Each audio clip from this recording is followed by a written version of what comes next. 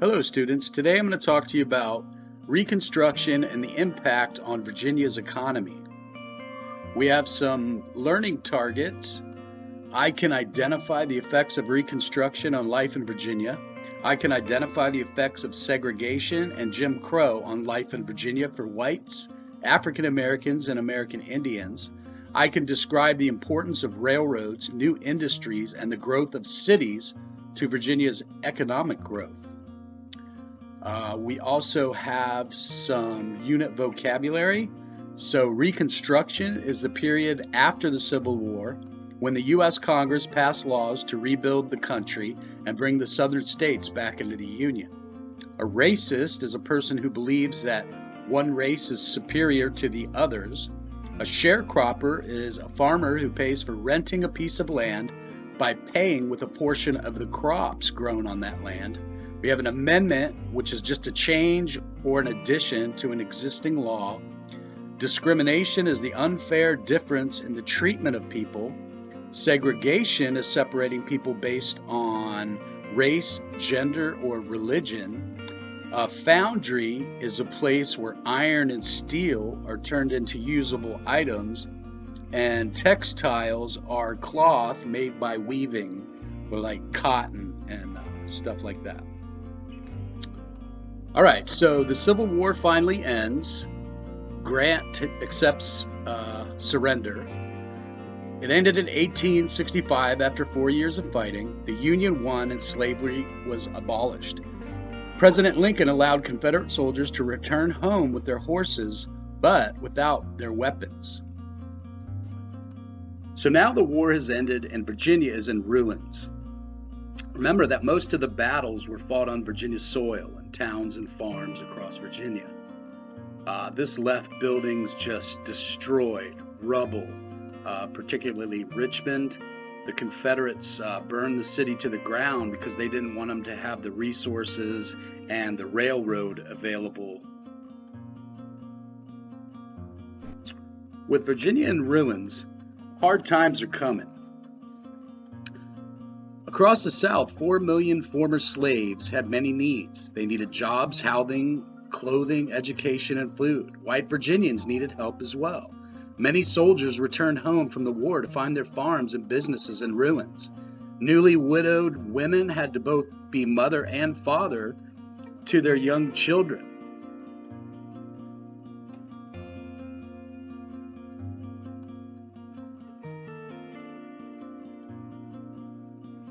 So after the war, there were many problems being dealt with across the country. Confederate money was worthless. Many returning soldiers were disabled. In Virginia, remember that many railroads, bridges, farms, and plantations were left destroyed. So all this needed to be rebuilt. So remember that the time following the Civil War is known as Reconstruction. It is a time for hope, especially for people of color, and a time for bitterness for the Southerners who had just lost everything. Southern states wrote black codes. They recognized the end of slavery, but limited the rights of African Americans. The federal government amended the Constitution, recognized black people as citizens of the United States, and these new laws did not end racism. Next, let's talk about the many problems Virginians faced during Reconstruction. So remember that millions of freed African Americans needed housing, education, clothing, food, and jobs. Virginia's economy was in ruins. Money had no value. Banks were closed. Railroads, bridges, plantation, and crops were destroyed. So what measures were taken to resolve these problems?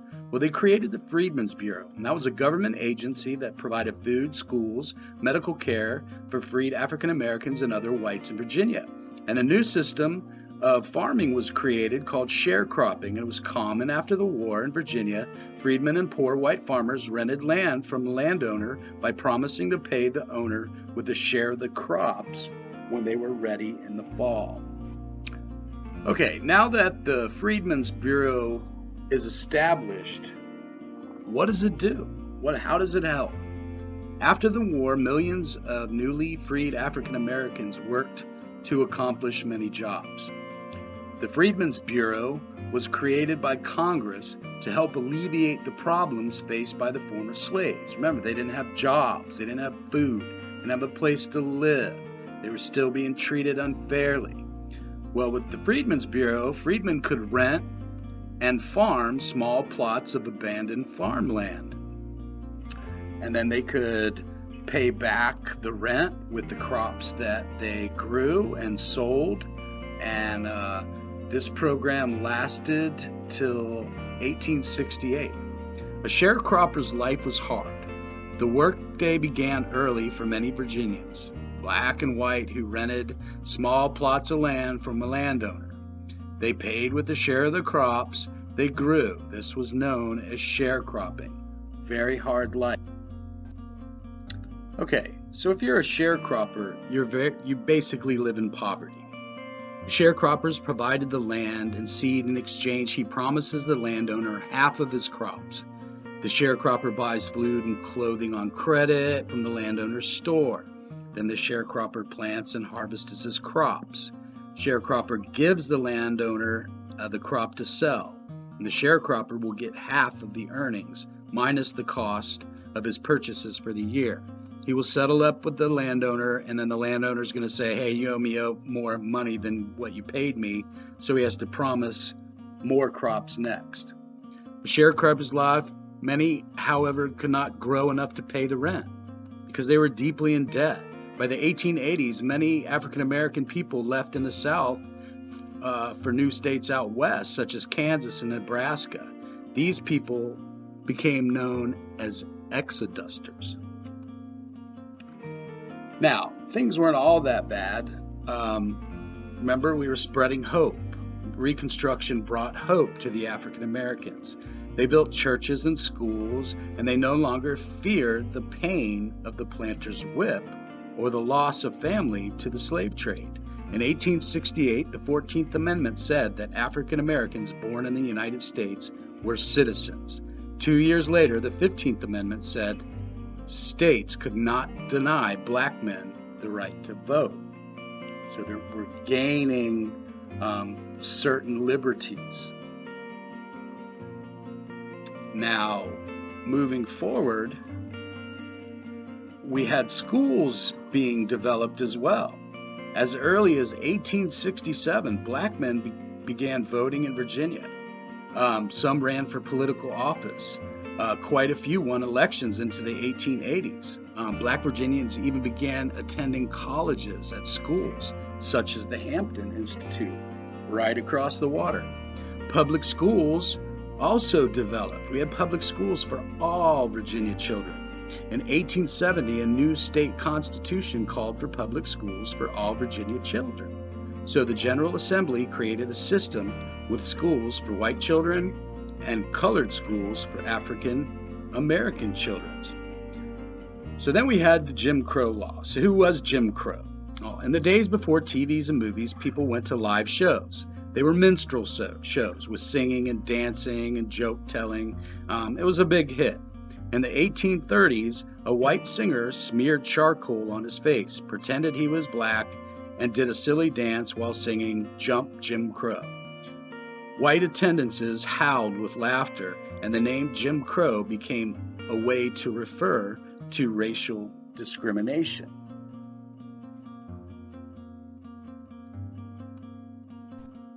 So what were the effects of the Jim Crow laws?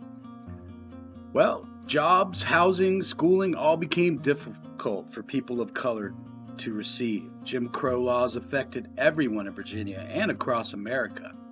American Indians also faced discrimination, and white people couldn't go to public with their black friends. We had segregation. Things changed in the years after the Civil War. Slavery ended, but the promise of Reconstruction failed. There were two men who never stopped working for equality and human dignity during the terrible days of Jim Crow and segregation. Booker T. Washington. He was born into slavery in Franklin County, Virginia. He believed education was the key to success. He studied at Virginia's Hampton Institute, now a university. He started a black college called the Tuskegee Institute in Alabama. He became one of the most important leaders in the struggle for equality for African Americans. The next gentleman was John Mercer Langston. He was born in Louisa County. His father was white and his mother was a former slave, part black and part Indian. He moved to Ohio after his parents died. He worked for the Freedmen's Bureau. He raised funds to build schools for African Americans. He fought for voting rights for black men. He became president of a new black college in Virginia, Howard University. He was elected a U.S. congressman from Virginia. So after the Jim Crow laws, we have an important court case. It's Plessy versus Ferguson. A black man, Homer Plessy, he was the 8th African American, went to jail for riding in the white car of a Louisiana train. The Supreme Court said in 1896 that a state could separate people by race. In 1924, the Virginia General Assembly passed the Racial Integrity Act. They had two groups, white people and everyone else called people of color. They introduced the one-drop rule of racial identity. No matter how little African American ancestry people had, they were colored, not white. Colored people in Virginia included African Americans, people of Asian ancestry, and Virginian Indians. And under the new laws, Indians were told that they were no longer Indians, but they still held on to their values and customs. But they had to do this in private. With segregation now legal, many states, including Virginia, began to enact unfair voting tests and poll taxes. So remember, the 15th Amendment guaranteed the right to vote to African Americans. To stop them, many southern states, including Virginia, began to they began to charge black men high taxes to vote, or they wrote unfair tests that were almost impossible to pass. Now with most African Americans not being able to vote, the black candidates couldn't get elected. Adding to the segregation problem, we now have separate schools. Black children went to all black schools. White children went to all white schools. Indians often went to their own separate schools. Non-white schools usually had far less money to spend on the students, and children of color learned in crumbling school buildings. They didn't have very many books. The classes were hugely overcrowded, and there weren't nearly enough teachers. So Virginia's changing. They're on the go. The Civil War was a terrible tragedy for the U.S. and Virginia, but it was time to move forward. In Virginia, cities began to grow with people, and businesses, and factories. The railroads were key to the growth of Virginia's industries. With railroads, it was easier to move goods. Before the war, as early as the 1830s, railroads had began turning small towns into busy cities. After the war, train lines brought towns in Virginia back to life as small towns were linked to bigger cities by the rail lines. The tiny town of Big Lick went from a few hundred people in the 1870s to a busy city of Roanoke in 1882. Roanoke became a hub for freight trains from the Appalachian Plateau to Norfolk and Newport News. These two towns became some of the world's largest coal ports. So coal and kids. Unfortunately, with the importance of coal in the economy, many children were forced to work in the coal mines of Virginia. Many worked 10 hours a day for just 75 cents. But change was coming. With the rail line's success came changes to businesses in Virginia. Farmers in the valley and ridge could ship their crops on the way to the Tidewater region. Furniture and clothing factories sprung up in major cities. Many people chose to leave farming and move to cities where they worked in factories and other businesses. Another major change came in the early 1900s when people began to trade their horse-drawn carriages in favor of newly invented cars. They were growing bigger and growing fast. The invention of the automobile changed the Virginia landscape just like the railroads. By the 1920s, the first major paved roads began to link our cities. Richmond was rebuilt and grew rapidly after the war. Roanoke became a transportation hub. Norfolk became a major port city and shipping hub. Newport News was the center of the shipping hub. The years after the Civil War were shaped by the Industrial Revolution. The machine age had arrived. Much as in wartime revolution, factory production changed life just about everywhere in the United States. Before the war, most people made the things they needed, like clothing and furniture, using simple tools in their own homes. Now these items could be made in big factories with lots of machines. With their farms ruined by the war, many Virginians came to the cities to work in factories, foundries, and mills.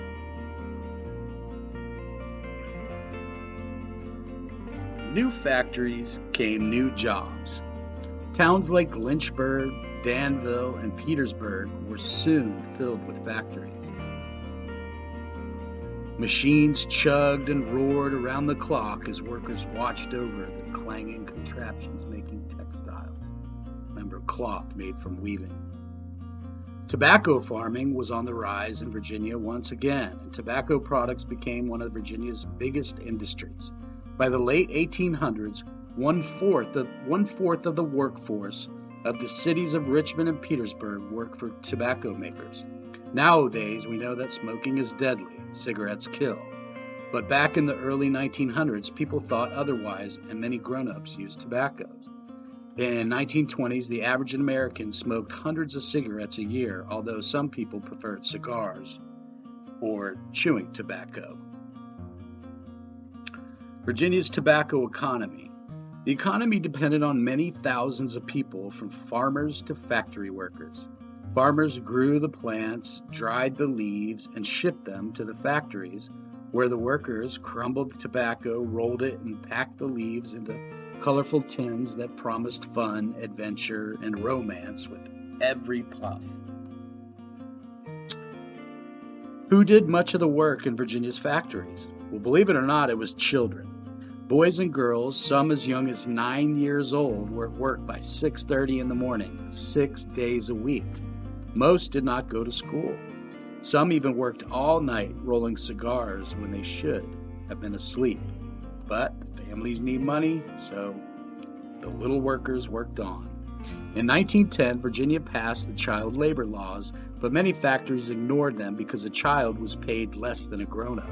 So many Americans were buying 5-cent cigars at that time, and the demand was so great for the smokes that pretty much anyone could get a job in the cigarette factories in Danville and Petersburg, even a 9-year-old boy or girl.